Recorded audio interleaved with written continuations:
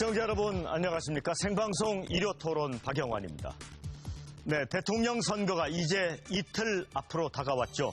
이 사전투표가 이 사상 최고의 투표율을 기록했습니다만 어떤 후보가 국민들의 선택을 받을 것인지에 관심이 집중되고 있습니다. 이 대선 후보들도 선거 전 마지막 주말을 맞아서 이 막판 표심을 잡기 위한 총력전을 펼치고 있습니다. 과연 이번 대선의 시대 정신은 무엇이고 또 대한민국의 미래를 열어갈 적임자는 누구인가? 생방송 일요토론 오늘의 주제는 2017 국민의 선택, 대통령의 조건은입니다.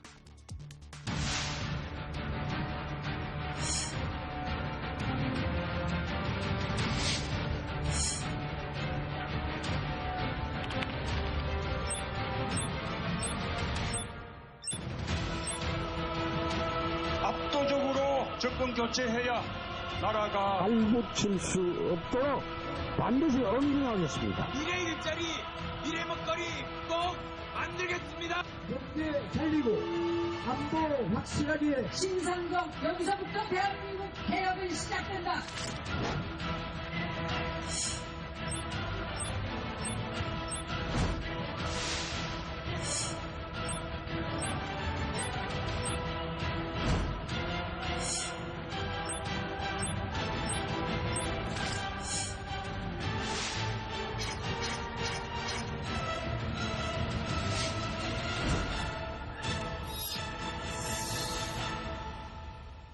네, 오늘 토론이 이 5개 정당 선거운동의 책임자가 함께하는 이 마지막 텔레비전 토론이 되지 않을까 싶습니다.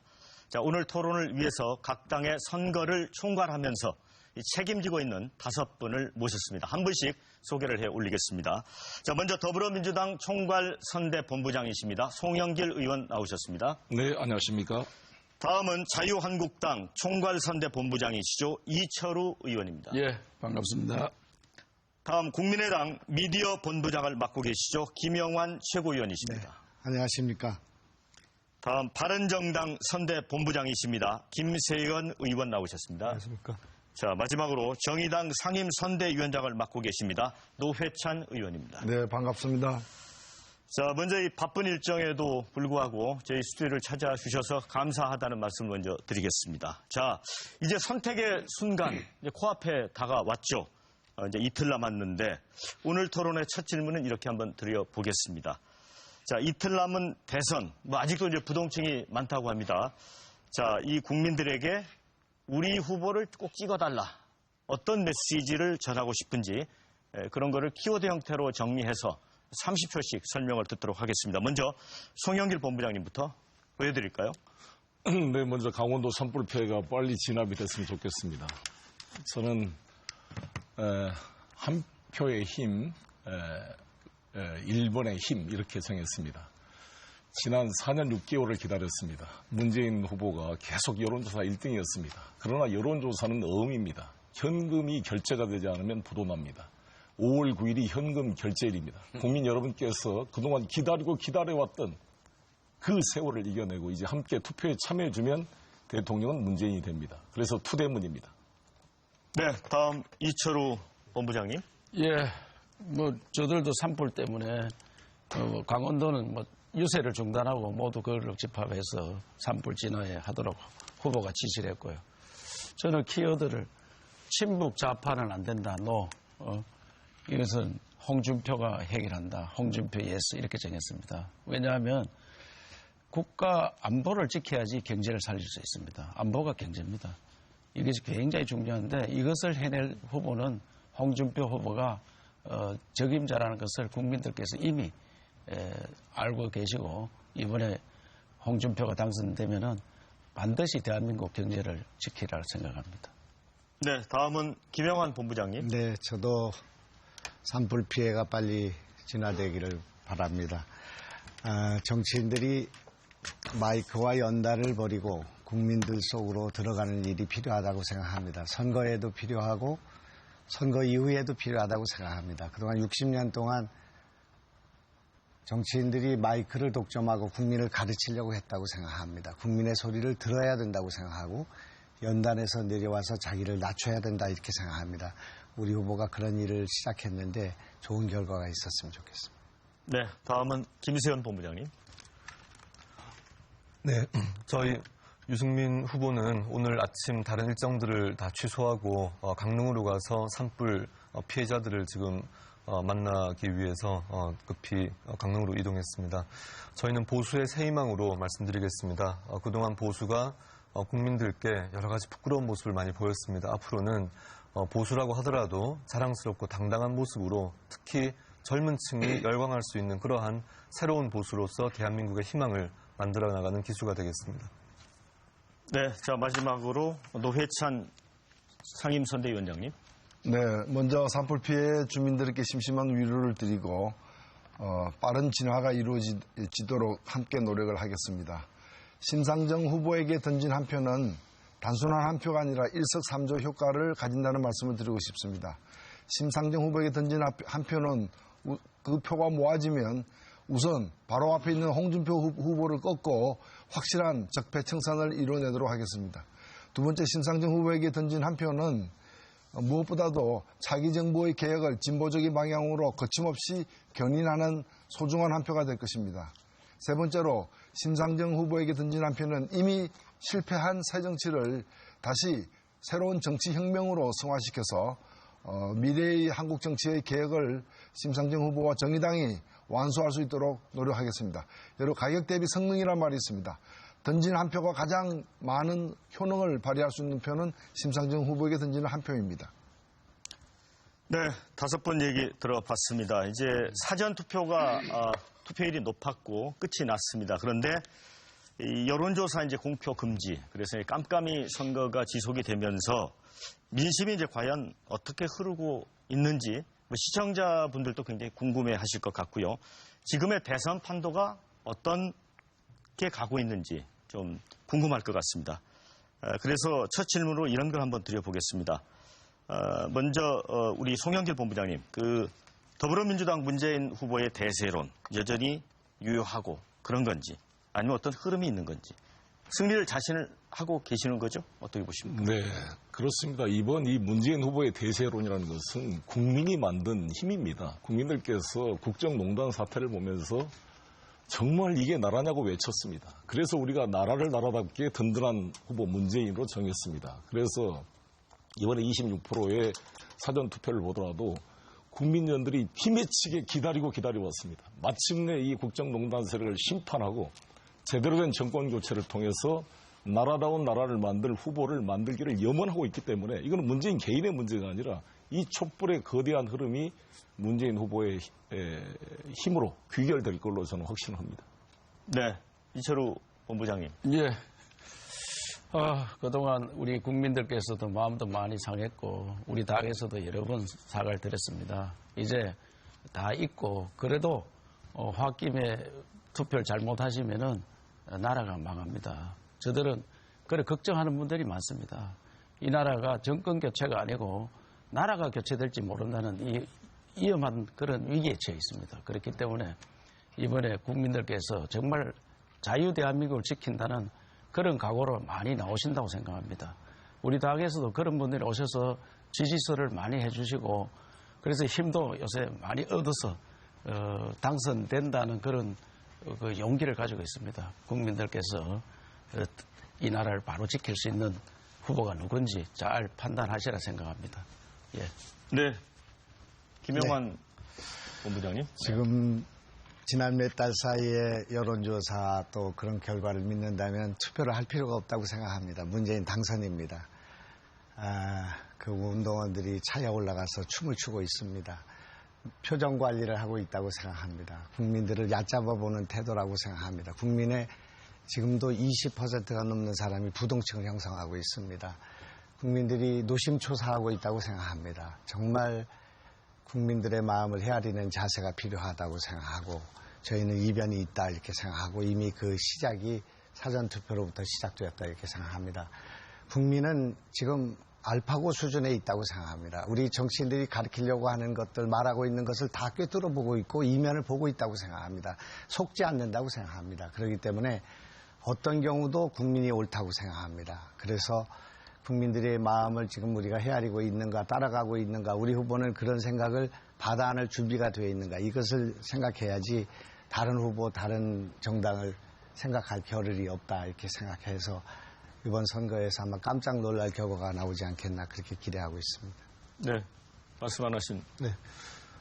저희 바른정당에서 공식 선거운동 기간 첫날을 시작할 때 인천 상륙작전 기념관에서 출발을 했습니다. 그때 유승민 후보의 손에 쥐어진 하늘색 장미 한 송이가 있었습니다. 그 꽃말이 기적이라고 합니다. 지금 저희가 선거 현장에서 기적이 일어나는 것을 실제로 체험을 하고 있습니다. 처음에 아주 낮은 지지율로 시작했지만 지금은 더불어민주당 당원이신 분도 저희한테 후원금을 보내겠다고 연락이 오고 자유한국당 중앙 당직자 중에서도 유승민 후보를 지지한다는 이야기가 들려오고 또 안철수 후보 지지자도 저희한테 그 당원 가입을 하시고 또 정의당의 당직자도 저희 당원으로 들어오시고 이런 현상들이 생기고 있습니다. 그래서 저희가 볼 때는 이 여론조사 공표가 금지되는 기간에 맞추어서 정말 민심이 급격히 요동치면서 선거 결과는 전혀 다르게 만들어질 수 있다, 그렇게 확인하고 있습니다. 네, 이번 대통령 선거는 단순히 집권당을 바꾸는 선거가 아니라 정말 이 대한민국을 바꾸는 선거가 돼야 한다는 것이 많은 사람들의 염원이고 그것이 사전투표율로도 나타나고 있고 또 그 어느 때보다도 20대 청년들이 이 투표에 대한 관심을 갖다가 많이 갖게 되는 어떤 배경이 되고 있다고 생각됩니다. 저는 최근에 거제도 삼성중공업에서 6명의 노동자들이 산재사고로 사망하는 일이 벌어졌는데 우리나라가 지금 산재 사망률이 유럽의 5배이고 우리가 우습게 보는 그 그리스의 10배입니다. 대통령이 바뀌면 이런 현실이 바뀔 수 있는가? 저는 그냥 대통령이 바뀌고 집권당이 바뀌어서는 이런 현실이 바뀌지 않는다고 생각됩니다. 노동이 당당한 나라를 외치는 심상정 후보와 같은 그런 진보적인 이 개혁 프로그램을 갖고 있는 후보가 당선이 되어야만 이런 대한민국이 바뀔 수 있고 시대가 바뀔 수 있다고 생각됩니다. 그 점에서 막바지 아직 표심을 정하지 못한 유권자들이 이 나라를 바꾸는데 대한민국을 바꾸는데 한 표를 소중하게 던져주시길 바랍니다. 네, 5번 말씀 들어봤는데 지금 이제 나오는 얘기가 민주당에서는 이제 문재인 후보 같은 경우는 50% 이상의 몰표를 몰아달라 이렇게 주장을 하고 있고 또 우리 자유한국당에서는 보수표가 결집하고 있다. 또 국민의당은 샤이 안철수표가 있다. 뭐 이런 얘기도 하고 이제 현장을 뛰셨기 때문에 좀 더 좀 구체적으로 좀 이야기를 해주셨으면 좋겠습니다. 어느 분이? 제가 뭐 인천입니다만 어제 이제 인천에서 그 후보의 유세가 있었습니다. 이 열기라는 게 단순한 저는 개인 지지를 넘어선 겁니다. 국민들이 그동안 반칙과 이 특권 속에 상처받은 국민들이 드디어 이제 우리가 주인된 대한민국을 만든다는 강렬한 열망을 느낄 수가 있었습니다. 알파고 말씀하셨는데 알파고를 이긴 이세돌이가 이번에 찬조 연설을 했었는데 이세돌이 알파고를 이겼던 사국 78수 신의 한 수가 문재인이다 이렇게 얘기를 했습니다. 저는 이 시기에 문재인을 된다는 것은 노회찬 의원만으로 단순한 정권 교체만이 아니라 새로운 변화입니다. 우리나라 역사에 윤보선과 장면의 신구파 대결로 5.16 쿠데타를 발휘했고 DJYS 분열 이후로 지역이 분열됐는데 우리나라 대한민국 최초로 영호남 충청 모두에서 지지를 받는 국민 통합 대통령이 탄생하는 역사적 순간이 다가오고 있습니다. 주가도 오르고 있습니다. 기대 때문에. 타임지도 표지인물로 정했습니다. 미국도 기정사실하고 있습니다. 중국, 러시아는 간절히 문재인 대통령을 바라고 있습니다. 이 사국을 통합시켜내서 한반도의 평화를 지켜낼 대통령 후보에 대한 기대가 모아지고 있다. 이왕 될 것 확실하게 밀어줘야 뭘 정리할 거 아닙니까? 대선 끝나고 나는데 또 정치가 혼란스러우려면 안 되니까 될 사람을 확실히 밀어줘서 대한민국을 안정시켜라. 이러한 요구가 모여지고 있다. 이게 피부로 느껴집니다. 예. 제가 만난 분들은 문재인은 절대로 안 된다. 그래서 보수표가 한때 안철수한테 많이 갔었습니다. 안철수 후보한테. 그리고 안철수 후보하고 양강 구도를 이루었는데 홍준표 후보를 알고 난 다음에는 정말 시원시원하다. 이런 분이 나라를 맡아야 된다. 또 자유 대한민국을 지킬 수 있다. 잘못하면 우리나라가 친북 좌파 강풍 때문에 나라가 망할 수 있다는 위기감을 느끼는 국민이 많습니다. 이분들이 결집하기 시작했습니다. 그래서 대단히 미안하지만은 안철수 후보 표가 우리한테는 많이 와가지고 지금은 저들이 볼 때 완전 양강구도를 가서 누구나 문재인이 된다고 생각하는 그 표가 오늘 서트러치 저널지 미국에서 사설에도 나왔어요. 역전이 가능하다. 기적이 일어난다 한국에. 이런 이야기가 외국에서도 평가받을 정도로 우리나라 기적이 일어나고 있습니다. 그래서 이번에는 보이지 않는 국민들께서 홍준표 후보를 여러적으로 지지한다고 그렇게 생각합니다. 네, 제가 말씀드리겠습니다. 사실 이제까지 민주화 이후로 치러진 6번의 대통령 선거, 이번에 7번째인데 중에서 1위와 2위의 격차가 가장 많이 벌어진 게 2007년 대통령 선거였고 530만 표 차이가 났습니다. 그 선거에서는 2위인 정동영, 3위인 이회창 후보 표를 다 합쳐도 1위보다도 더 적었습니다. 1위가 48%였고 합쳐서 41%인데 똑같은 현상이 이번에 벌어지고 있습니다. 이번에 마지막 여론조사에 따르면 2위와 3위 표를 합쳐도 1위가 그보다 더 앞서고 있는, 그래서 제가 볼 때 문재인 후보가 이대로 간다면 600만 표 이상의 표차로 당선될 가능성도 있다라고 보여집니다. 그런데 지금 문재인 후보 선거운동본부에서 뭐라고 얘기하는가 하면은 문재인 후보를 찍지 않는 표는 다 사표다. 어차피 당선 안 될 거니까. 저는 그러면 50% 가까운 국민들의 표를 갖다 그 소중한 한 표 한 표를 갖다가 다 생각이 있어서 자유한국도 지지하고 생각이 있어서 국민의당도 지지하는데 그 표를 다 사표라고 이렇게 봐서는 사실 안 될 것입니다. 특히 뭐 정의당 표는 다 사표다. 이렇게 얘기하는 일단 자세부터 고쳐야 된다고 생각되고요. 오히려 압도적으로 이긴 그 MB가 그 힘을 가지고 뭘 했습니까? 대한민국을 위해서. 그렇기 때문에 압도적으로 이기는 것만이 중요한 게 아니라 대한민국에서 뭘 할 것인가가 중요한 것이고 대한민국에서 뭘 하는 것은 문재인 후보와 더민주당의 독점적 권리가 아니다라는 거죠. 그런 점에서 저는 오히려 20대들이 왜 심상정 후보에게 몰리고 있는가 이걸 눈여겨보셔야 되는 것이고 이런 목소리가 우리 사회에 더 커질수록 다양한 여러 요구들이 반영될 수 있기 때문에 오히려 지금이야말로 그 남은 소중한 한 표가 있다면 심상정 후보에 던지는 게 더 맞다라고 바로 좀 해야 될 것 같은데. 아니, 제가 좀 얘기하고 좀 다시. 네, 우리 김영호 부장님. 표가 많으셔서 좋으시겠습니다. 600만 표 차이로 이기신다니까 또 얼마나 국민들이 기뻐하시겠나. 맞아야겠어요.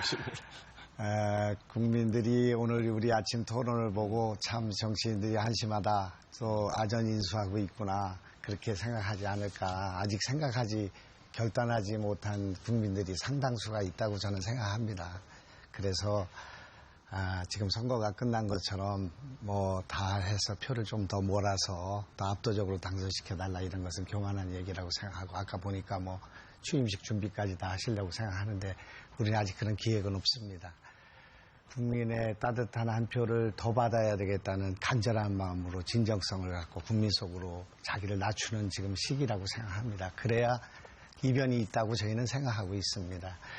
이번 대통령 선거는 대통령이 구속된 상태에서 치러지는 선거입니다. 대통령이 탄핵하고 파면되고 구속돼 있습니다. 그 사람을 만든 분들, 그런 정당이 어떻게 표를 달라고 할 수가 있겠습니까? 이건 불가능한 겁니다. 우리 국민들의 인식을 무시하는 겁니다. 종북좌파가 얼마나 많이 있다고 그걸 막기 위해서 정권을 달라고 합니까? 이건 말이 되지 않는 일이라고 생각합니다. 홍준표의 선전은 문재인의 당선으로 귀결되게 되어 있습니다. 이걸 국민들이 그 셈법을 다 알고 있습니다. 우리 국민의 60%에서 65%는 문재인 안 된다고 생각하고 있습니다. 그러나 지금 종북좌파를 주장하고 있는 저런 무슨 전교조, 무슨 귀족노조 이런 걸 들고 나와서 침소봉대하고 있습니다. 문제의 본질이 그게 아니라는 것이 아니라 그것 때문에 대한민국이 지금 발전 못하는 것은 아니죠. 그것도 있습니다만은 그래서 그런 주장에 현혹돼서 표가 분산되고 보수표가 글로 움직이고 그렇게 해가지고 문재인의 당선으로 귀결되게 되는 것입니다. 35%의 지지를 얻는 그런 강력한 대통령이 어떻게 있겠습니까? 지금 이 선거는 해방 이후에 60만 년 만에 처음으로 대통령이 구속된 상태에 치러지기 때문에 진보와 중도가 양강을 겨루는 그런 선거였습니다. 그래서 이 보수가 대통령을 결정하는 선거입니다. 대구 경북이 결정합니다. 그렇기 때문에 대구 경북이 올바른 선택, 전략적 선택을 하게 되면은 우리 안철수 후보가 양강을 형성해서 선거가 이루어질 수 있고 그러지 않으면 표가 분산되면 문재인의 당선으로 귀결되는 그런 선거 아니겠습니까? 그렇기 때문에 지금 나와 있는 개혁적 보수라고 할까 애국적 보수가 지금 현재 중도층 또는 관망을 형성하고 있는데 이분들이 지난 사전투표는 물론이고 이번 내일까지의 투표 과정에서 이번에는 안철수를 통해서 이런 문재인을 당선을 막아야 되겠다. 개파 정치를 막아야겠다. 과거로 돌아가는 정치를 막아야겠다. 싸움질하는 정치를 막아야겠다고 생각하면 이변이 있을 것이고 그렇지 못하면 문재인 당선으로 가서 또 길게 하시가 딴 뭐 하나 드시죠. 제가 좀 말씀드리겠습니다. 대구 경북에서 결정한다 했으니까 우리 당선되는 게 확실하네요. 그러니까. 보수가 결정한다고 생각합니다. 네, 저희가 현장에서 민심의 흐름을 직접 지켜오면 전에 없던 현상들이 좀 있습니다. 특히 보수의 후보에 대해서 20, 30대 젊은이들이 이렇게 열광하는 경우를 본 적이 없습니다. 유승민 후보의 진정어린 이야기를 듣고 눈물을 흘리고 함께 포옹을 하고 또 이제는 그런 열기가 전국으로 퍼져나가다 보니까 대구 경북 지방에서까지 이런 일들이 최근에 있었습니다. 구미에서 유세 차량이 그 운행을 하고 있는데 어느 택시기사분께서 봉투를 하나 가지고 와서 후원금으로 내겠다고 하면서 내시는데 그 안에 아주 그 소에게 이런 하루 동안 버셨던 그 수입을 담아서 납부를 하시는 경우 또 경남 거제에서 접수된 사연인데요. 그 10살 아들을 둔 엄마인데 이제 남편께서 조선업체 근무를 하다가 무급휴가를 쓰고 있는데 지금 희망퇴직 직전에 있다. 그래서 이제 살던 집도 이제 옮겨야 되고 아이한테 어린이날을 앞두고 이게 너한테 주는 마지막 선물이다. 이런 마지막 장난감 선물이라는 이야기를 하면서 은행 잔고에 남아있는 13,000원을 이거라도 유승민 후보에게 후원금으로 줘서 함께 돕고 싶다 이런 이야기를 할 정도로 제가 사실 이런 말씀들을 들으면서 함께 눈물을 흘렸습니다. 이렇게 민심의 가장 작은 부분들에서 변화가 일어나고 있기 때문에 아마 선거 결과를 보고 나면은 지금과는 많은 변화가 있을 것 같고요. 저희가 특히 골리앗에 대항하는 다윗의 심정으로 임하고 있습니다. 여러 기성정당들에서 유세차가 전국에 300대씩 돌아다니고 또 509억 원의 법정 선거 비용을 다 한도를 채워줬지만 저희는 선거 비용도 10분의 1만 쓰자 그렇게 국민 혈세를 아껴서 쓰자 이런 정신으로 임하고 있고요. 유세차도 50대 정도 다니고 있는데 그 안에는 개인 승용차에 스피커를 얹은 유세차, 전기 스쿠터에 자전거에 스피커를 얹은 유세차가 포함이 돼서 50대입니다. 이렇게 골리앗 군단에 대해서 저희 다윗의 심정으로 임하고 있고 이런 진심을 국민들께서 알아주시기 때문에 많은 변화가 있습니다. 네, 자 이번에는요 그 시간이 좀 흘러서 핵심 가치와 미래 비전을 좀 포함해서 판세 분석 혹시 이제 더 말씀드리고 싶은 거 있으면 그 내용을 포함시켜서 말씀을 하는 기회를 드리도록 하겠습니다. 자, 집권은 어떤 나라를 만들 것인가, 또 어떤 나라가 될 것인가, 또 이번 대선은 어떤 대통령을 뽑는 선거가 될 것인가, 이런 부분에 대한 관심도 많습니다. 송영길 본부장님. 아까 우리 노회찬 의원님께서 사표 이야기를 하셨는데 뭐 사표라는 표현보다는 대세론에 따르면 사표다 또 우리 심상정 후보가 그런 말씀을 하셔가지고 소신 있게 찍어야 되는데 저는 나라를 생각하는 마음으로 지금 우리 민주당 정권이 만들어져야 진보 정당도 사는 거지. 이것이 안 만들어지면 진보 정당이 이런 이 친북 좌파만 맨날 입에 올리는 세력가 어떻게 살겠어요. 근데 여기는 이제 저는 이렇다고 봅니다. 이번 우리가 이 선거의 핵심 가치는 대한민국 국민의 주권이 국민에게 있고 모든 권력은 국민에게서 나온다는 헌법 1조 1항과 2항이 사실로 증명되는 날이 5월 9일입니다. 지금 저는 우리 홍준표 후보께서 핵심 가치를 자유민주주의 수 우리 1번, 3번 후보를 인공기를 그려가지고 조작한 게 경북도당에서 나와서 선관위가 지금 적발하고 있는데. 경북도당은 아니고. 이런 식의 접근이 무슨 문제가 있냐면 일단 보수라는 것은 법치주의입니다. 법을 지키는 겁니다. 대한민국 헌법재판소가 판결한 박근혜 탄핵 인용을 부정하고 있어요. 우리 홍준표 후보가. 도대체 그 지키고자 하는 게 뭡니까? 그게 대한민국 헌정 질서도 아니고 법도 아니고 본인도 현재 1억을 받아가지고 1심에서 1년 6개월 실형을 받았다가 항소심에서 무죄가 됐지만 상고법원 재판은 진행됩니다. 헌법 84조에 따르면 대통령은 내후 예완의 죄를 제외하고는 재직 중에 형사상 소출을 받지 않는다 되어 있는데 재직 전에 이미 소출된 사건은 상고심 법원은 진행된다는 거 보는 것입니다. 그렇게 되면 다시 유죄 확정이 되게 되면 다시 보궐선거를 해야 돼요. 그러니까 모든 조건 자체가 지금 자유한국당은 국정농단에 대한 같은 연대 책임을 져야 될 그러한 사람들인데 상대방을 이렇게 마치 대면은 나라가 저도 헌법기관이고 다 헌법기관 대한민국을 가장 애국심을 가지고 지켜왔고 문재인 후보는 저만 아닙니다. 저만 아닙니다. 공수특전단으로 대한민국 안보를 지켜온 사람이에요. 상대 후보를 인공기를 그려서 자유민주주의에 배제시키려는 것 자체가 용납될 수 없는 반헌법적 사고다. 그게 자유민주주의는 뭐냐? 반대당을 인정한 게 자유민주주의의 핵심적 가치입니다. 그래서 우리는 대한민국이라는 핵심 가치를 지키는 것이고 민주공화국을. 그래서 저는 바른정당이 발전하기를 기원하는 마음이 우리 국민 속에 있는 겁니다. 이런 진정한 보수 정당이 발전해야 우리나라 사회가 발전한 것이 퇴행적인 이런 빨간 잠바당으로 가면 안 된다. 저는 이렇게 보는 거죠. 그래서 우리의 가치는 뭐냐? 자유민주주의를 지키는 민주공화국, 국민이 주인된 공화국을 만드는 것이고 재벌 위주의 경제를 국민 위주의 경제로 바꾸는 것이고 한반도 평화를 지키는 것이다. 이렇게 말씀드리겠습니다. 친북 좌파라 하니까 마음이 많이 아픈 모양이네요. 아니, 그렇게 비아냥할 문제가 아니고. 아니요. 상대방은 그렇게 해서 어떻게 이것은 국민이 판단할 문제지. 우리는 그런 이야기를 해주는 게 왜 나라를 바로 지켜야 되지. 나라가 이태로우면 경제도 없습니다. 헌법재판소 판결 인정해요? 국민들이 좀 기다리세요. 제 이야기하는데. 국민들께서 판단할 문제입니다. 이것은 왜 문재인이 되면은 나라가 망할지도 모른다 이런 생각을 가진 국민이 많습니다. 제가 이런 이야기가 틀리면 국민들께서 우리한테 표 안 줍니다. 지금 표 받으려고 이야기하는데 제가 엉터리 같은 이야기하면 표를 주겠습니까? 제 이야기가 맞으면 표를 줄 거고 틀리면 안 줍니다. 그래서 문재인 대통령 되면 이 나라가 어떻게 되겠느냐 굉장히 불안하게 생각합니다.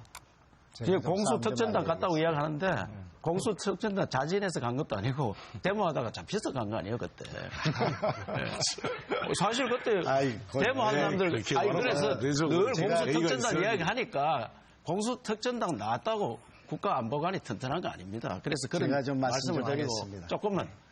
그래서 홍준표 후보는 정말 국민들께서 서민 대통령, 서민을 위한 정치를 하겠다. 이런 생각을 가지고 지금 밑바닥에 밑에 계시는 분들이 서민들께서 여러 가지 오르는 거 보면은 제가 오늘 아침에도 식당에 갔는데 식당에 그 연세 많은 아저씨가 가더라고요. 여기 다 홍준표입니다. 왜냐고 하니까 그분이 서민을 위한 또 경비하는 아들이고 어머니가 글도 모르는 그런 까막눈의 어머니가 어떻게 수도가에서 물만 먹고 초등학교 다니면서 공부를 그렇게 잘하고 똑바로 살아왔느냐.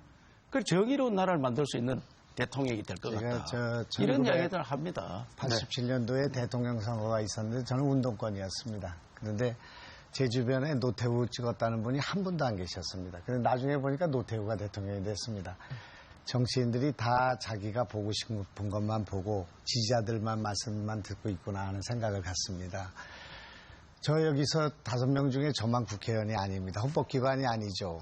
지난 선거 때 수도권에서 국민의당 전멸한다고 언론이 날이면 날마다 얘기했습니다. 저 여론조사에 20% 뒤졌습니다. 투표장에 가는 안산 시민들이 김영환 찍으면 새누리당 단다고 생각하고 민주당 찍었습니다. 새벽 3시까지 제가 안산에서 이기고 있었습니다. 300표 차이로 떨어졌습니다. 여론조사가 얼마나 많은 폭력을 형사하고 얼마나 국민의 민심을 왜곡하고 지난 총선 하나도 맞추지 않았습니다. 200석 간다고 그랬습니다. 민주당이 자유한국당이 아니 새누리당이 200석이 돼서 헌법 개헌 저지선 돌파한다고 우리 당 대표들이 돌아가자고 그랬습니다. 2010년 지방자치 선거에서 한명숙 총리가 새벽 5시까지 결정 안 됐습니다. 오세훈하고. 여론조사 몇 달 동안 20% 30% 지지율 격차를 벌였습니다. 지금 선거가 저희가 지금 문재인 후보하고 싸우는 게 아닙니다. 언론이 지금 만들고 여론조사 기관이 공포하고 있는 여론조사와 싸우고 있습니다. 다리가 떨려서 우리 안철수를 찍는 것이 두려워하는 국민들이 너무 많이 있습니다. 이것이 정세를 형성하고 있다고 생각합니다. 이것을 극복할 수 있는 길은 국민의 힘, 국민의 투표밖에 없다고 생각합니다. 안철수 후보가 노원병에서 지난 선거에 이준석하고 박빙의 경쟁을 하고 있고 뒤집어졌다고 한 보도를 9시 뉴스부터 시작해서 얼마나 많은 언론이 보도했습니까? 투표해보니까 하프게임도 안 되고 더블 스코어로 이겼습니다. 이것이 민심이라고 생각합니다. 이렇게 싸웁니다. 이렇게 싸우면 나라가 한 발짝도 못 나갑니다. 종북 논쟁이 지금 무슨 의미가 있습니까? 그래서 이 두 사람들은 설국열차의 앞칸과 뒷칸처럼 나눠 앉아 있으면서 자유한국당 비난하면서 민주당이 살고 민주당 비난하면서 자유한국당 살고 자유한국당이 표를 얻어가지고 민주당 당선됩니다. 당선되자마자 문준영 청문회부터 시작해서 물고 늘어지고 발목 잡고 이렇게 해가지고 나라가 하루도 편할 날이 없습니다. 이렇게 되지 않기 위해서 지난 총선에 국민의당 만들었습니다. 그래서 싸우는 정치는 이제 그만해야 된다. 국민을 통합해야 한다. 촛불 막는데 지금 자유한국당이 어디 있고 지금 여기 산불 막는데 지금 민주당이 어디 있습니까? 우리 힘 합쳐야 된다고 생각합니다. 우리가 돼도 합쳐야 되고 우리가 안 돼도 합쳐야 된다고 생각합니다. 국민 통합해야 되고요. 미래로 가야 됩니다. 언제까지 종북 논쟁하고 있을 겁니까? 이거는 벌써 1960년부터 시작해가지고 끝난 논쟁이라고 생각합니다. 누가 북한을 그렇게 존경하고 따르는 그런 국민이 누구가 있습니까? 정부예요, 친북. 아, 그러니까. 북한에 퍼다 주고. 그런 논쟁을. 그 당에서 많이 퍼다 줬잖아요. 제가 한 말씀 드리겠습니다. 요거 마무리하겠습니다. 마무리. 이런 사람 어떻게 그래서 우리는 미래로 가야 한다. 싸움질하는 정치를 하면 안 된다. 그러기 위해서는 전혀 다른 품성과 전혀 다른 태도와 전혀 다른 선거운동을 하는 사람을 뽑아줘야 된다고 생각합니다. 싸우는 사람 뽑으면 또 싸웁니다. 그렇기 때문에 이번에는 정말 국민들이 결단해 주셔야 된다 하는 말씀을 드리겠습니다. 네, 노 의원님. 예. 이 5월 9일 날 대통령 선거는 왜 만들어졌습니까? 대통령 탄핵 때문에 만들어졌고 그 탄핵된 대통령, 감옥에 있는 대통령이 당원권 정지는 됐지만 여전히 자유한국당 소속이고 자유한국당이 이 사태에 책임이 있는 정당인 건 본인들도 아마 인정하려고 생각됩니다. 그래서 저는 축구로 치면은 옐로우 카드도 아니고 레드 카드를 받은 게 지금 자유한국당이에요. 그래서 넥타이도 지금 빨간색 외고 나오셨지 않습니까? 이게 레드 카드, 옷도 다 빨간색이고. 그렇다면 이번 선거에는 현행 선거법상 참가는 하더라도 사실은 여기서 이기려고 해서는 안 되고 이긴다는 것도 말이 안 되는 것입니다. 그렇기 때문에 저는 바른정당은 좀 이제 태도가 바뀌긴 했지만은 뿌리로 따지면 책임이 있는 국민들에게는 이번 선거만큼은 석고되지 않은 심정으로 임해야 된다고 보고요. 그런 만큼 저는 야당들에게 기회가 왔기 때문에 야당들이 정말 어깨가 무겁다고 생각됩니다. 대세는 나다. 내가 되면 그게 정의다라고 생각해서는 안 된다는 거예요. 사실 과거에 야당들이 집권할 때도 한계가 있었지 않습니까? 그렇다면 그래서 정권을 뺏기기도 했지 않습니까? 그럼 그런 한계를 어떻게 해서 극복할 것이며 뭐가 과거와 달라질 것인가에 대해서 책임 있게 얘기를 해야 되는데 무난한 당선, 정책도 무난하게 그냥 무난한 것 위주로만 가는 거예요. 저는 그것이 문제라고 생각해요. 그런 점에서 어찌 보면은 지금 우리 정치에 가장 부족한 게 뭐냐? 산불이 왜 났습니까? 지금 건조해서 산불 난 거 아니에요? 한국 정치도 산불 날 위기예요. 수분이 부족해요. 어떤 수분이 부족하나? 바로 정의당과 같은 진보적인 어떤 목소리를 내는 것이 우리 국민들이 15% 20% 넘음에도 불구하고 선거제도 때문에 굉장히 좁혀져 있지 않습니까? 그러면 저는 이 자리에서 묻겠습니다. 왜 정치개혁의 가장 근본이 되는 국회의원 선거제도의 개혁과 관련해서 문재인 후보께서 또는 더민주당이 확실한 공약을 못 내놓고 왜 헌법에 그냥 비례성 높이, 헌법 개정 때 비례성 높이는 조항 정도만 넣겠다라고 계속 말을 애매하게 하고 있는지 몇 월 며칠 몇 시까지 선거제도를 개혁하겠다라고 확실하게 장담을 왜 못하느냐는 거죠. 그러면 그 많은 표를 가지고 받아가지고 도대체 뭘 고치겠다는 겁니까? 그걸 묻고 있는 그럼 답변 짤막하게 듣고 김세현 의원님. 노회찬 후보님이 선거제도 문제는 중요하지만 그것은 민주노동당, 지금 정의당의 어떤 이해가 반영된 면도 있습니다. 가장 지금 시급한 것은 우리 국민들에게 이 잘못된 적폐, 이 적이라는 것은 쌓일 적자, 폐단, 패자입니다. 국민을 분열시켜서 적이라는 적이 아닙니다. 쌓여있는 폐단, 이렇게 종북 맨날 색깔론이나 이런 쌓여있는 폐단을 친북이라니까. 그것을 정리해내고 정의를 바로 세우는 일이 매우 중요하고 그래서 우리는 항상 정의당과 연대하겠다고 말씀하고 있잖아요. 그리고 산불도. 그래서 연대는 나중에 하시고. 이런 산불 문제도. 나중에. 유승민 후보 이야기할 기회를 좀 드려야 마무리하겠습니다. 네, 김세현 의원님. 산불 문제도 제대로 된 산불 감시원 소방 공무원들이 예. 증원돼야 됩니다. 다 해서 이거에 대한 초기 진화가 가능하도록 시스템을 강화한다고. 나중에 제가 말씀 좀 드리겠습니다. 네, 자 김수현 의원님. 예. 사실 그 보수의 얼굴이 지금까지 국민들께 당당하지 못했던 부분들이 있습니다. 특히 이번에 자유한국당 후보의 여러 가지 언행을 보면 말씀만 하시면은 막말이 나오고 또 후보 자격 자체가 형사 피의자 신분으로 대법원 판결이 나면은 만에 하나 그런 일이 있지 않길 바라지만 당선되었을 때 대통령 자격을 바로 상실할 수 있는 이런 심각한 그런 자격의 하자를 가지고 있다고 저희는 보고 있습니다. 자유한국당은 뭐 옆에 제가 개인적으로는 존경하는 선배이신 이철우 본부장님 계시지만 그 자유한국당은 소멸돼야 된다고 생각합니다. 이미 그 국정농단에 대해서 저희 바른정당에서 정말 뼈를 깎는 반성을 하고 새롭게 저희가 이 광야로 나와서 시작을 하는 것과 달리 자유한국당에서는 저희 당 소속 의원들 13분을 뭐 어떤 연유인지 모르겠지만은 뭐 빼갔다는 그런 분석이 많이 있습니다. 그리고 어제 또 그 사실 좀 충격적인 뉴스가 있었는데 자유한국당 당헌 104조에 근거해서 대통령 후보가 가지는 당무 우선권이라는 조항을 활용해서 이전에 국정농단의 책임을 지고 그 징계를 했던 분들의 모든 그 징계 사유들을 다 해제를 해버렸습니다. 그래서 이 징계를 푼 것이 과연 적법 절차냐 하는 데 대해서 좀 심각한 의문이 제기가 되고 있고요. 왜냐하면은 대통령 후보로 선출된 시점부터 대통령 선거일까지 기간의 제한이 있고요. 또 선거 업무의 효율적 추진이라는 목적의 제한이 있고 또 필요한 범위 내에서 이런 재량의 제한이 있는데도 불구하고 실제로 거쳐야 되는 최고위를 대신하는 비대위 의결을 생략하고 후보의 독단으로 이런 이 사명권까지도 무소불위로 다 행사할 수 있느냐 이런 점에서 좀 심각한 문제가 있다고 봅니다. 과연 이것이 국정을 담당할 수 있는 그런 자격을 갖춘 정당인가 저희는 좀 상당히 안타깝게 생각을 하고 이런 점에서 많은 각성이 있기를 촉구합니다. 제가 예. 아니 그래서 그 당내 짧게 답변하시고 제가 발언할 기회가 없어서 발언 기회를 드렸라 했더니 저를 바로 공격하는 거예요. 동생이 형 공격하는 건 다 이해를 합니다. 그러나 유승민 후보 표는 우리 표하고 겹치질 않더라고요. 앞으로 말씀할 때 겹치는 표들끼리 말씀을 좀 나눠주시기 바라고. 어제 우리가 조치를 한 것은 대통령 후보가 다 할 수 있는 일을 우리 당헌에 따라서 당헌 104조에 대통령 후보자는 선출된 날부터 대통령 선거일까지 당무에 관한 한 우선권을 가진다. 이래 우선권을. 그래서 선거에 도움되는 일을 할 수 있습니다. 그러고 국민 대통합을 해야 된다. 이제는 박근혜 당이 아닙니다. 홍준표 당입니다. 현재는. 홍준표가 지금 문재인하고 양강을 겨루어서 당선이 되면은 홍준표 위주로 당이 움직여집니다.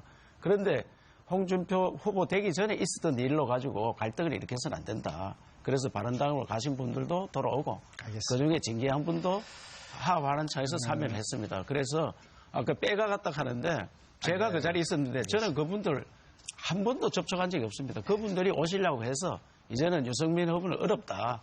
보수 대통합, 보수의 힘을 합쳐서 자진해서 오신 분들입니다. 그래서 오해 없게 바랍니다. 우리 국민들이 지금 무슨 바른정당, 자유한국당의 의원들이 뭐 왕초세들이 왔다 갔다 하는 문제에 관심이 없습니다. 지금 산불이 나 있기 때문에. 그런데 정말 이렇게 정치를 하면 안 된다고 생각합니다. 이것이 정치를 불신하게 하는 원인이라고 생각합니다. 그 친박도 다 받아들이고 그리고 또 무슨 철새들도 다 받아들이고 이렇게 해가지고 2달 만에 회귀를 하면 이게 정치 불신의 관계가 되기 때문에 우리 당은 국민의당이지만 안철수 당 아닙니다. 우리는 국민의 당이라고 생각합니다. 제가 오늘 하나 좀 말씀을 하고 싶은 것은 제가 딸이 둘이 있는데 이 또 두 딸을 나이하고 저하고 그동안 논쟁을 많이 했습니다. 프로파일러 가운데서 아주 인기가 있는 프로파일러 한 분이 여기 국회의원이신데 참 좋아합니다. 우리 아이들이. 좋아했는데 어제 실망한 글을 저한테 트위터를 보냈습니다. 우리가 이제 뚜벅이 유세하고 있지 않습니까? 그거에 대해서 이분이 글을 올렸습니다. 글이 이렇게 되어 있습니다. 아무데나 걸어다녀도 사람들이 몰려들지 않는 안철수 후보가 부럽습니다. 그 입에서 나오는 더러움이 묻을까봐 사람들이 가지 않고 경호 걱정 없는 홍준표 후보가 부럽습니다. 우린 지금 경호 비상입니다. 이렇게 글을 올렸습니다. 이러면 안 된다고 생각합니다. 다른 당의 후보를 존중해야 된다고 생각합니다. 우리 후보가 사람들이 안 몰려들어서 지금 경호가 걱정 없어서 그 더러운 입에서 나오는 그 말이 그렇게 해서 비록 그 홍준표 후보를 대상으로 한 거지만 이래서는 안 된다고 생각합니다. 이렇게 막말하고 있습니다. 대통령 다 됐다고 생각하고 있습니다. 유세차에 올라가서 춤을 추고 있습니다, 지금. 그리고 경호 차량이 잠깐만 아니죠. 아니야. 그러면 여기 분명히 이야기하세요. 그게 우리 보고 하는 것도 경호 차량이 중앙선 넘어서 유턴해서 열대가 쫙 돌아서 가면 그걸 보는 국민들이 이미 대통령 경호 시작됐습니다. 이렇게 돼갖고는 안 되지 않겠습니까? 이런 분들이 나중에 대통령 되시면 어떻게 대통령 왜 군림하겠습니까? 이런 문제들이 하나하나가 잘 정리해야 된다고 생각합니다. 국민을 두려워하는 후보를 뽑아야 합니다. 국민을 앞에 겸손한 후보, 자기를 낮추는 후보를 뽑아야 됩니다. 지금 벌써 대통령 경호 다 시작했고 언론사들이 줄을 서가지고 아니 언론의 기사가 문제가 돼서 다른 타 방송국에 문제가 됐으면 그 정정 보도를 하든지 아니면 기자협회나 무슨 뭐 다른 언론중재위원회를 통해서 해결해야지 사장이 나와서 사과를 하고 그 기사를 삭제하고 그 언론 통제가 이미 시작됐습니다. 언론이 다 줄을 서고 있고 그거 뭐 때문에 그런지 아십니까? 국민 의사하고 관계없는 여론조사 때문에 그렇게 하고 있습니다.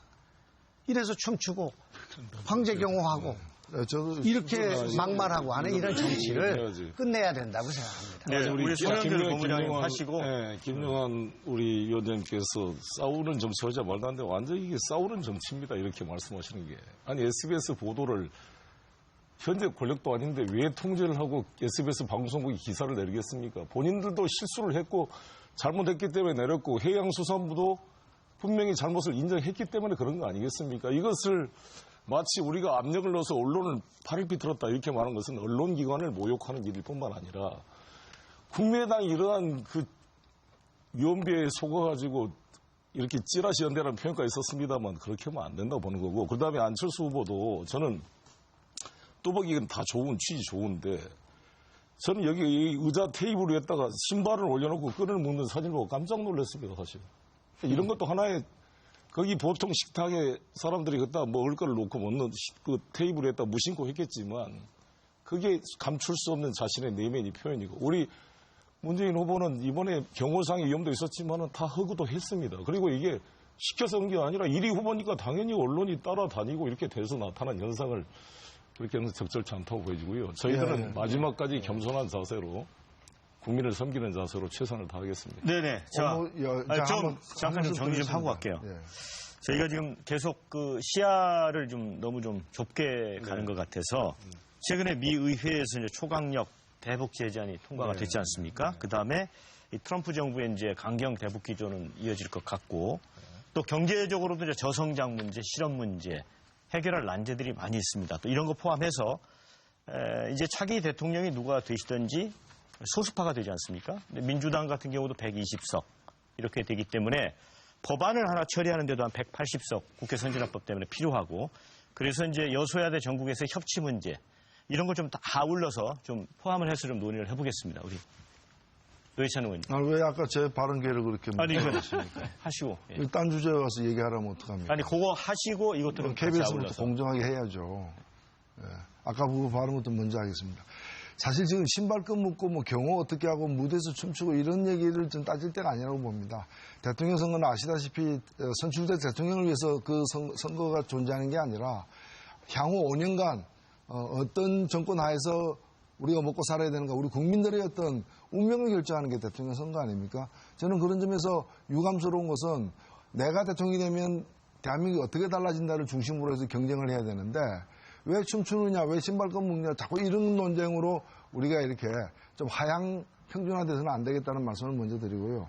그리고 저는 이 협치와 관련해서도 지금 어느 후보도 좀 분명한 어떤 태도를 내놓고 있지 않다. 사실 지금 사회자께서 말씀하신 대로 누가 되더라도 소수파 정권이 될 수밖에 없는 상황이고 그렇다면 좀 더 분명하게 뭐 구체적 인물을 갖다가 거명해야 된다는 얘기는 아닙니다만은 어떤 세력과 어떤 문제를 가지고 합치해가지고 어떤 방향으로 가겠다는 걸 좀 더 적극적으로 내놓아야 되는데 이 부분에서 너무들 이게 물론 이제 대단히 민감한 문제이기 때문에 쉽게 얘기할 수 있는 건 아니지만은 대단히 이제 조심스럽게 나아가고 있다라는 거죠. 저희는 이미 심상정 후보는 TV 토론 등에서 다 밝혔습니다. 우리는 지금 뭐 정의당의 6석의 의석을 갖고 있는데 마침 프랑스에서 의석 없는 사람이 대통령 되는 그런 경우까지 우리가 이제 목격하고 있는 상황이기 때문에 저희가 대통령으로 심상정 후보 대통령이 당선될 경우에는 일단 총리를 원내 제1당인 민주당에게 주겠다. 민주당에서 합의해서 선출한 후보를 갖다가 총리로 맡기고 그리고 다른 어떤 뭐 국민의당, 민주당 등도 강요로 참여할 수 있도록 하는 연립정부를 구성하겠다. 그리고 주요 정책에 관해서는 설사 자유한국당이나 바른정당이라더라도 뜻을 같이 하는 정책이 있다면 함께 힘을 모아서 추진하겠다는 것이 심상정 후보의 어떤 연립정부관입니다. 제가 한 말씀 답변에 묶어서 돌아가며 해야 되니까 잠깐만. 이철우 본부장님 먼저 하시고. 김정한 최고위원께서 안철수 당이 아니라고 이야기했잖아요. 사드 논쟁이 될 때 사드를 반대하다가 찬성을 돌아섰어요. 그러니까 당론을 아직 안 바꿨는데 왜 혼자 그래 하느냐 하니까 지금은 안철수 당입니다. 그래서 제가 찬성을 하면 당론 바뀝니다. 이렇게 강력하게 이야기를 했는데 오늘 보니까 안 바뀌는 거 맞네. 그러니까. 저 말씀에 대해서. 아니, 잠깐만. 그래서 제가 이제 이 논쟁에 대해서 말씀드릴게요. 표 들어가야 되는데. 사드 하나만 해도 이게 나라가 얼마나 어려운지 모릅니다. 양당이 사드 반대하잖아요. 미국에서 이런 강력한 결의를 한 것은 사드 반대하는 것은 바로 주한미군에 대한 공격을 막지 말아라 이런 뜻으로 이해를 합니다. 미국에서는. 그렇기 때문에 사드를 반대하는 것은 주한미군 철수로 연결될 수가 있습니다. 그게 바로 북한 편을 드는 겁니다. 또 중국 편도 들어주는 겁니다. 그래서 이 하나로만 해도 대한민국이 어떻게 될지 그래서 트럼프와 같은 강력한 지도자 또 아베와 같은 강력한 지도자 시진핑 같은 그런 강력한 사람 그리고 러시아의 푸틴 이런 대상들을 우리가 상대를 해야 되는데 그때 오락가락하고 나약하게 사드나 반대하고 이래가지고는 상대가 안 됩니다. 그래서 홍준표 후보 같이 강단 있는 사람 그런 분들이 대한민국의 대통령이 돼야지 외교관계라든지 외교관계 통해서 국방이 튼튼해야지 나라 경제를 살릴 수 있습니다. 이것은 온 국민이 느끼고 있는 겁니다. 그래서 문재인 후보가 안 된다, 불안하다 이렇게 생각하는 겁니다. 제가 존경하는 노회찬 의원님 말씀하신 대로 정의당이 집권하셔서 우리한테 연정 제의하셔서 저 국회의원도 아니니까 저 좀 데려서 쓰시면 고맙겠습니다. 그런데 제가 그 황제 경호한 거 언론에 이렇게 고압적으로 대하는 거 또 이 지금 이런 국회의원들의 이런 발언 이런 말씀을 드리는 이유는 우리가 지금 박근혜 대통령 뽑아놓고 탄핵하지 않았습니까? 그 과정에서 측근들이 바로 하고 또 인재를 널리 쓰지 않고 끼리끼리 해먹는 친박 정치가 오늘날 나라를 이렇게 어렵게 했다고 생각합니다. 그 전조가 나타나는 거 아닌가 하는 생각에서 드린 말씀이고요. 친박은 우리 식탁에다 올려놓고 하신 게 무슨 어때서 그랬는지는 처음 들어보는 얘기인데 그런 거 하면 안 되죠. 그러니까 그 지적하는 거 다르게 받겠습니다. 지금 잘못하면 친박 채권에서 문패권으로 바뀌는 겁니다. 지난 10년 동안 싸움질만한 정치를 봐왔습니다. 정권을 한 번 준 게 아닙니다. 1번, 2번 하고. 그렇게 해서 싸움하는 정치를 계속했고 패권 정치가 문제가 돼가지고 이 국민의당이 창당이 된 것입니다. 이렇게 싸우면 안 되는 것이죠. 그래서 남자 최순실이 득식을 거릴 가능성이 있습니다. 이게 지금 집권했을 때 그것을 우리가 두려워하는 것입니다. 그 전조, 그 국민들을 위해서 교만하고 벌써 되지도 않았는데 그런 황제 경호를 하고 황제 취업을 하고 황제 지금 발언을 하고 이렇게 됐을 때 집권 10일 날부터 깃발 들고 완장 차고 적폐청산을 외치면서 적폐위원회 만들어서 줄줄이 사람들 잡아놓고 그렇게 해서 국민을 분열시키면 이거 나라가 어떻게 되겠습니까? 그렇기 때문에 그런 사람 뽑아서는 안 된다는 뜻에서 한 거지 겨우 내가 무슨 유세차 올라서 춤추는 거 그걸 말한 것은 아니다 그런 말씀 드리고요. 지금 말씀하신 대로 우리는 지금 일자리 얘기해야 합니다. 경제 살리는 문제 얘기해야 합니다. 국민 통합 얘기해야 합니다. 미래 사회 4차 혁명 어떻게 갈 것인지 얘기해야 합니다. 교육 어떻게 바뀔 건지 얘기해야 되는데 매일 지금 하고 있는 논쟁이 지금 이렇게 서로 싸움질하는 전쟁터와 같은 일을 하기 때문에 유세차 버리고 맨 여론조사가 어떻고 대세가 어떻고 내가 지금 집권을 해서 어떻게 하니까 51%를 달라 이런 식의 얘기 저급한 논쟁하고 있습니다. 프랑스 지금 1789년에 프랑스 대혁명하고 유럽의 지도국가인 프랑스가 국회의석 한 석도 없는 마크롱을 내일 아침에 새벽에 대통령 뽑습니다. 중도 양기득권 정치 반대하고 패권 반대하는 의석수도 없고 국회의원 한 번도 안 한 마크롱을 대통령 뽑는 이런 시대에 이런 혁신으로 갔는데 최고위원은 토론을 하는지 강의를 하는지 잘 모르겠어요. 제가. 뭐 처음에 하는 이야기는 제가 마음에 쏙 드네요. 문재인 후보한테 하는 이야기는. 그런데 나중에 막 더 나가는 거는 강의하러 오신 것 같아서 토론을 좀 주고받는 식으로 했으면 좋겠습니다. 네, 김수현 의원.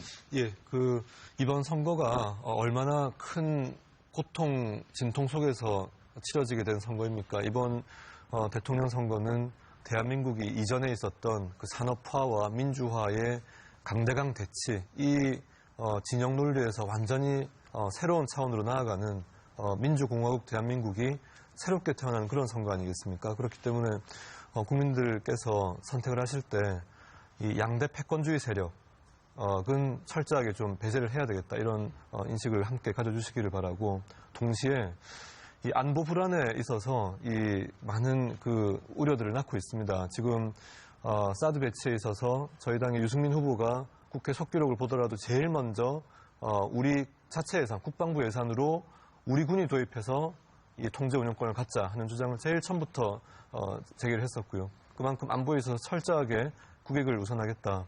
트럼프, 아베, 뭐 이런 그 푸틴 이런 그 상대국들의 이런 그 국가 지도자들 상대할 때 배짱, 소신 당연히 있어야죠. 근데 품격도 있어야 됩니다. 그런 점에서 유승민 후보만큼 적임자가 없다는 점을 다시 한번 강조해서 말씀드리겠습니다. 예, 뭐 제가 쓴 표현은 아닙니다만 여러 차례 등장하기 때문에 말씀을 드리고 싶은데 저는 양대 패권이라는 말에 대해서 동의하지 않습니다. 사실 뭐 패권을 넘어서서 박근혜 정부 같은 경우는 탄핵을 받고 구속 수감까지 된 상태이기 때문에 마땅히 우리가 다시는 이런 일이 없도록 청산해야 될 대상이긴 한데 나머지 세력들에 대해서 정책상 비판은 할 수 있어도 동률해 놓고 그걸 둘 다 양극단이 다 문제다라는 식으로 해가지고 이제 부정시하는 것은 저는 아무리 정치이긴 하지만은 좀 우리가 냉정하고 솔직해야 되는가 하는 점에서 동의하지 않는다는 말씀을 드리고요. 두 번째는 뭔가 하면은 바른정당에 대해서 저도 그 유승민 후보를 선거 유세 기간 동안 만나가지고 우연히 이제 조우해가지고 제가 구세어라 유승민 해가지고 격려도 드린 바가 있습니다만은 그리고 잘 되길 바랍니다. 그리고 한국의 보수가 바른정당을 중심으로 새롭게 거듭나길 바랍니다만은 한 가지 문제는 짚고 넘어가야 되는데 사드를 추가 배치해야 되겠다. 돈 주고 사서라도 배치하겠다라거나 전술핵을 들여오겠다거나 이것은 제가 볼 때 저는 안보에 있어서는 진보 보수가 따로 없다고 생각하는 사람입니다만은 그 진보든 보수든 안보를 푸는 방향을 평화를 목표로 해가지고 풀어나가야지 그렇게 무장을 갖다가 더 군사적 무장을 갖다가 더 가속화해가지고 군사적 대결을 통해서 안보 문제를 해결하겠다는 발상은 제가 볼 때는 합리적 보수의 목표일 수는 없습니다. 그것은 극우 세력의 어떤 그런 관성일 따름이기 때문에 그 점에서 바른정당이 좀 빨리 빠져나오기를 저는 간곡히 당부드립니다. 네, 우리나라 대한민국 경제의 돌파구는 한중 경제 협력의 복원입니다. 남북 경제 협력의 복원입니다. 그리고 시베리아 연해주 블라디보스톡 이쪽 동북 삼성과의 이 부울경을 비롯한 이 경제권의 결합입니다. 이 세 가지가 되려면 중국과 러시아 그리고 북한과의 협력이 매우 필요합니다. 이것을 해낼 수 있는 후보가 문재인입니다. 구체적인 구상과 보관을 가지고 있습니다. 그리고 한미동맹 할 것입니다. 그러나 사드 10억 달러 다는 걸 그냥 하자는 게 한미동맹입니까? 당연히 이거는 국회에서 심의를 거쳐서 찬반을 넘어서 검증해봐야 될 거 아니겠습니까? 그거를 10억 달러면 1조 2천억이에요. 그 돈을, 아니, 대한민국 국회의원이시죠. 우리 국가 예산 1조 2천억이 들어간 것을 국회의 동의 없이 그냥 통과시켜준 게 과연 국회의원으로서의 자세인가 하는 것이고, 우리 김영환 최고위원님께서 항상 싸우지 말자 그러는데 저는 아니 도둑이 들어왔는데 그걸 안 지키는 싸우지 않는 강아지는 그 어떻게 그 강아지 역할을 하겠어요? 그 감시견의 역할을 하겠습니까? 마찬가지로 싸우는 내용이 국회의원들의 자신의 파벌의 이익이나 특권을 위해서 싸우지 말라는 것이고 국민의 이익이 침해되고 대한민국 국가 이익이 침해될 때는 단호히 싸우고 그를 지키는 정치가 필요하고 대한민국 대통령으로 한다면 사드 배치 문제 가서 트럼프한테 당당히 안 된 거는 안 된 거라고 말할 수 있고 시진핑한테 가서도 미세먼지가 사드보다 더 무섭다 우리는 해결해라. 왜 미국한테는 한반도 문화에서 우리한테만 경제보복 하느냐. 당당히 시진핑한테 말할 수 있고 아베한테 가서는 이 100억 주면서 이렇게 비겁하게 사죄도 안 한 위안부 협상 재협상하자. 이런 것을 말할 수 있는 줏대가 있고 중심에 있는 후보가 문재인입니다. 제가 좀 일관되게 그런 입장을 가져왔어요. 이철호 본부장님. 좀 먼저 기회를 드릴게요. 먼저. 사드 10억 달러 트럼프가 이야기한 것을 공부를 좀 많이 안 하신 건데 단락하는 게 아니고 그렇게 질러본 거예요. 왜? 좌파 정부 들어서면 돈 받아야 되겠다 이런 생각하는데 말씀하지 마세요. 주는 게 무슨 국가 외교를 이건 그렇게 제가 합니까? 토론인데 국민이 판단을 합니다. 트럼프가 그렇게 얘기했어요? 그러니까 국민이 판단하는 거예요. 그래서 1조 2천억이라 하면서 하는데 10억 달러 주는 게 아닙니다. 이미 서류 증명이 다 해놨어요. 우리가 미국 미군 부대 많이 있는데 무기값 준 적 있습니까? 미군이 지금 60년 이래 와 있는데 언제 우리가 돈을 줬습니까? 땅만 제공하네, 땅만. 우리가 방위분당 9,400원씩 내고 있어요. 그리고 말씀 좀 하겠습니다. 개성공단 2천만 평 한다고 하고 그래 하면서 600만 평이라니까 왜 2천만 평이라 항상 거짓말을 하냐고. 아니, 홍준표는 입만 열면 거짓말을 해요. 아니, 현재 100만 평인데 여기도 공업부지가 600만 평이라니까. 땅은 그래 공업부지는 100만 평도 30만 평. 1,400만 평은 상업부지 주택용지. 그래, 여하튼 그러나 2천만 거짓말을 하면 안 된다니까. 그게 거짓말이라니까. 아니, 홍준표는 입만 열면 거짓말. 아니, 지금 100만 평도 30%를 공업부지고 나머지는 상가가 다 들어있다니까. 제가 좀 잠깐만요. 묻자고 한번 해보겠습니다. 한 분씩 말씀하십시오. 중국이 사드 그만합시다. 사드 좀 외교로 갔었잖아요. 외교 가서 해결 너무 못했잖아요 지금. 해결에는 과정이 한꺼번에 해결이 됩니다. 그러니까 송영길 의원이 중국 가는 바람에 미국에서 얼마나 비판이 많이 한 줄 알아요? 아니, 그만합시다. 불용외교다 불용외교. 국민이 알 만큼 알았으니까요. 제가 좀 한번 제가 말씀을 드리는데 자꾸 저보고 공격을 하니까. 부장님 묻자고 하는 얘기인데. 거짓말 하지 말아라. 묻자고 하는 얘기. 2천만 평 안에 30%가 공업단지고 한 분씩 말씀하시죠. 지금도 똑같다니까요. 네, 지금도 100만 평 안에 30만 하는 얘기예요. 공업단지라니까요. 정치인들이 싸움만 하니까 도둑이 들어왔는데 강아지들이 가만히 있으면 된다 할 때 그 강아지는 누굽니까? 워치독이 우리 국회의원들 아닙니까? 국회의원들이 강아지입니까? 그거를 말버릇이 워치독이라고 말하면 감시위원을 말하는 거죠. 그런데 감시위원이든 뭐든 지금 이렇게 싸우면 안 된다고 생각합니다. 그래서 제가 말씀드리겠습니다. 지금 송영길 의원님은 우리 경제를 풀 수 있는 길은 한중 관계를 복원하는 일이다. 또 남북 관계를 복원해서 남북 경협을 하는 일이다. 그런 일인데 그 우리 뜻대로 되는 일이 아니지 않겠습니까? 저희는 그렇게 생각하지 않습니다. 우리의 경제를 살릴 수 있는 길은 우리 안에 있다고 생각합니다. 우선 우리 국민을 통합해야 되고요. 우리 국민이 갖고 있는 힘, 혁신적인 힘, 창조적인 힘, 그런 역량을 강화해야 된다고 생각합니다. 그래서 우리가 교육혁명을 주장하고 있는 것입니다.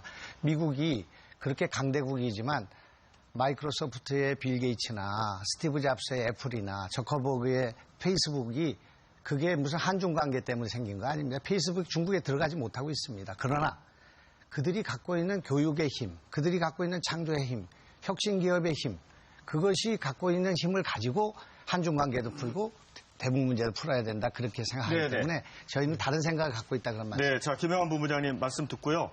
지금 시청자들이 이제 문자를 보내주고 계신데 한 5분 정도, 6분 정도 소개를 해드리고 마무리 말씀 30초씩 기회를 드리겠습니다. 좀 준비를 해주시죠. 자, 휴대전화 끝번호 5507번께서 주신 의견입니다. 반칙 없는 사회, 비선 없는 사회, 공정한 사회 만들어주세요. 이런 의견 주셨고요. 8822번입니다. 이번에는 꼭 최고위층부터 최하위층까지 공평하게 돌아가는 세상을 만들 수 있는 대통령이 나오길 바랍니다. 그 다음에 5865번입니다. 국민의 뜻은 자유 대한민국을 지켜야 한다. 경제를 살려야 한다. 사회 정의가 실현되는 사회여야 한다. 그러려면 정직, 솔직, 강직한 대통령이 필요하다고 봅니다. 이런 의견 주셨습니다. 4571번 50대 아들 셋 키우는 주부입니다. 20대 아들이 둘인데 대학 문제, 취업 문제 다 힘듭니다. 다음 세대를 위해서라도 미래지향적인 정치가 필요합니다. 우리 아이들을 위해서 과거가 아닌 미래를 보는 눈을 가졌으면 합니다. 자, 마지막 분 한 분 소개를 해드립니다. 0800입니다. 보수든 진보든 개혁적으로 국민을 통합했으면 좋겠습니다. 이런 의견 주셨습니다. 자, 지금도 계속 의견이 들어오고 있는데요. 의견 주신 모든 분들께 감사의 말씀을 드리고요. 지금 KBS 일요토론 홈페이지에 들어가시면 의견을 확인하실 수 있습니다. 자, 마무리 말씀 듣도록 하겠습니다. 끝 순서로 시작을 하겠습니다. 먼저 노회찬 정의당 상임선대위원장님부터 시작하시죠. 네, 시간이 지나갈수록 심상정 후보에 대한 우리 20대 그리고 30대 초반의 젊은 분들의 표심이 많이 쏠리고 있습니다. 이미 2위를 갖다가 달리고 있는 여론조사가 많이 이렇게 집계가 되고 있습니다. 나아가서 또 여성들의 표도 많이 몰리고 있습니다. 20대 그 딸과 50대 어머니가 함께 같은 후보를 찍는 그런 유례없는 현상이 심상정 후보를 향해서 많이 일어나고 있습니다. 저는 이 또 프로그램을 시청하시는 또 연로하신 분들께도 호소드립니다. 사실 청년과 여성은 사회적 약자입니다. 노인도 여기에 포함됩니다. 청년과 여성이 제대로 돼야 노인들도 제대로 또 대접을 받는 사회가 될 수 있습니다. 그래서 사회적 약자의 연대, 청년, 여성, 노인들의 표가 심상정 후보, 기호 5번 정의당 심상정 후보에게 더 많이 몰려서 우리 사회적 약자들의 그런 노후가 그리고 현실이 개선되는 계기가 되기를 진정으로 바랍니다. 많은 지원 부탁드리겠습니다. 감사합니다. 네, 김세현 본부장님. 예, 저희 바른정당이 크고 안락한 편안한 집에서 나와서 광야에서 새롭게 시작하고 있습니다. 개혁 보수의 어렵고 외로운 길, 험한 길을 걷고 있습니다. 이 시대에 유승민 같은 정치인이 있어줘 고맙다는 이야기를 남녀노소 세대를 가리지 않고 듣고 있습니다. 젊은이들이 공감할 수 있는 정당, 안보는 확실히 정통 보수의 길을 걷되 경제와 사회 분야의 개혁에서는 누구보다도 용감하게 개혁해서 대한민국을 새롭게 거듭나게 할 수 있는 후보, 유승민 후보가 최근에 27%까지 빅데이터 관심도에서 새로운 이정표를 써가고 있습니다. 유승민 후보 꼭 선택해서 대한민국의 희망을 만들어 주십시오. 네, 김영환 본부장님. 알공 신익희 선생부터 조병옥부터 시작된 60년 동안의 민주주의 역사에서 이런 포스터를 든 사람을 이번에 처음 만났습니다. 이거 하나 바꾸는데 60년이 걸렸습니다. 연단에 마이크를 버리고 국민들 속으로 들어가고 경호를 포기하는 그런 후보가 나오는데 60년이 걸렸다고 생각합니다. V3 특허료 포기하고 국민에게 그냥 놓아주었습니다. 1,500억 국민에게 돌려줬습니다.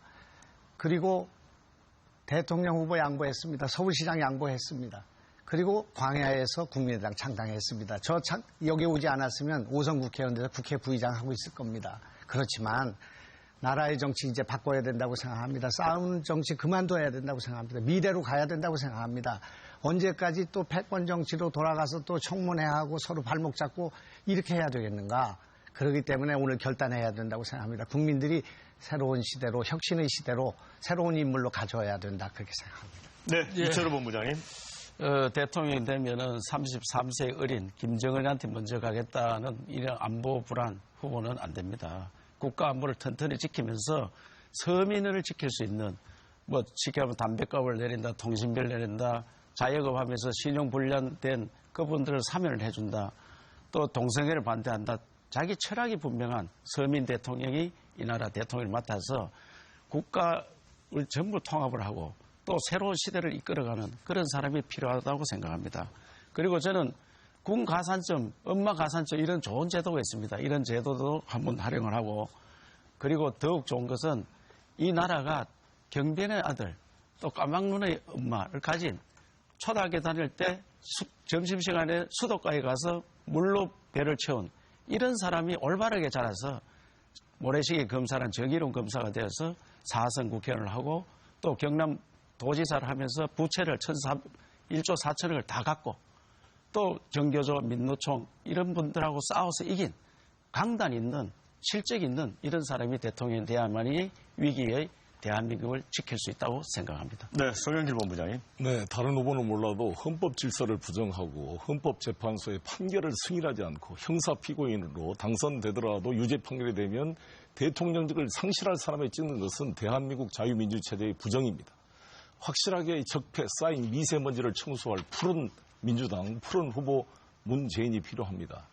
최순실 씨가 감옥에서도 투표를 했다 그럽니다. 투표해줘야 됩니다. 힘을 모아서 만들어진 이 힘은 대통령 개인의 힘과 측근의 힘이 아니라 국민에 의한 힘으로 우리 대한민국의 주권을 지키고 경제를 살리고 서민의 삶을 지키는 힘으로 되돌아오게 될 것입니다. 기호 1번 문재인 한 표의 힘 꼭 부탁드리겠습니다. 네, 이제 선택의 시간이 얼마 남질 않았습니다. 선거 이틀 앞으로 다가왔죠. 자, 선거 기간은 짧았지만 우리 앞에 놓인 미래는 아주 길고 또 헤쳐나가야 할 과제도 많은 것 같습니다. 어떤 후보가 적임자인지 뜻깊은 한 표를 행사해 주시길 당부를 드리겠습니다. 생방송 1호 토론 오늘 순서는 여기까지입니다. 함께해 주신 여러분 감사합니다.